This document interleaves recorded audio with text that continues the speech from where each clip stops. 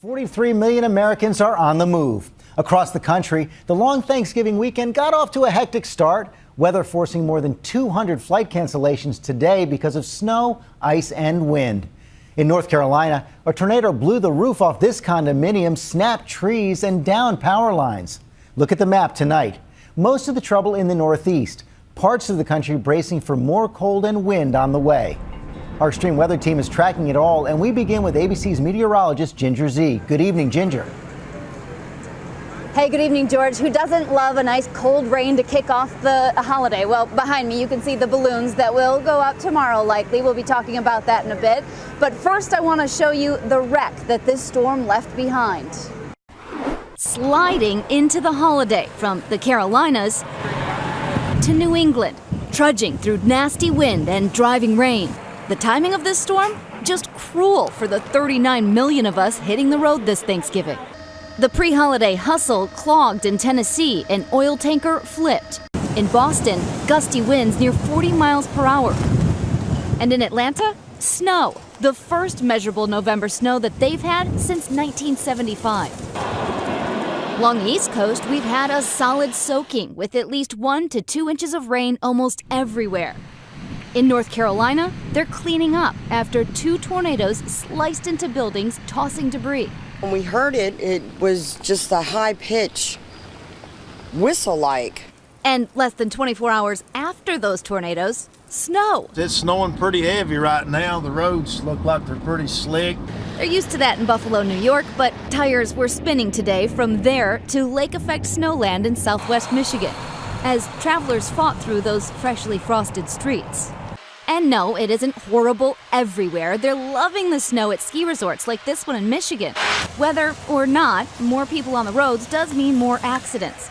Check this out. On the night before Thanksgiving, Progressive Insurance found a 24% increase in accidents involving rear-ending and parking. Fortunately, this storm is out of here tonight. Behind it, wind and bitter cold, which has the balloons on high alert at the Macy's Thanksgiving Day Parade. Any wind above 23 miles per hour would ground the beloved inflatables. Officials are optimistic that the balloons will fly, that they should be just under that threshold of wind, but we'll make the final decision in the morning. I promise you it'll be dry, and if you watch me here on GMA right here tomorrow, I promise bitter cold. It's going to feel like the teens, George. We're going to hold you to both promises. Okay, Ginger, thanks. Let's go now to those long lines in America's airports. Millions hoping their holiday flights don't end up delayed, and ABC's Ron Claiborne is at New York's LaGuardia Airport with a look at how they're doing. Ron. Well, hey, George, things are actually going pretty well, surprisingly well. There were predictions of all kinds of chaos at airports on top of the traditional crush of travelers, weather-related chaos. But those dire warnings appear to have spooked a lot of people into leaving early. In Charlotte, North Carolina overnight, the line outside the main terminal may have seemed interminable. And at New York's Penn Station, the concourses were packed with crowds of people trying to avoid the predicted chaos at the airport. But for the most part, travel on this day before Thanksgiving wasn't so bad. One reason? It seems days of warnings of an apocalyptic airport mess persuaded many people to depart yesterday. The airlines offered passengers the opportunity to move their flights up a day. So we did a couple thousand extra passengers at each checkpoint yesterday to make today a little bit easier. Of course, there were some flight delays and cancellations.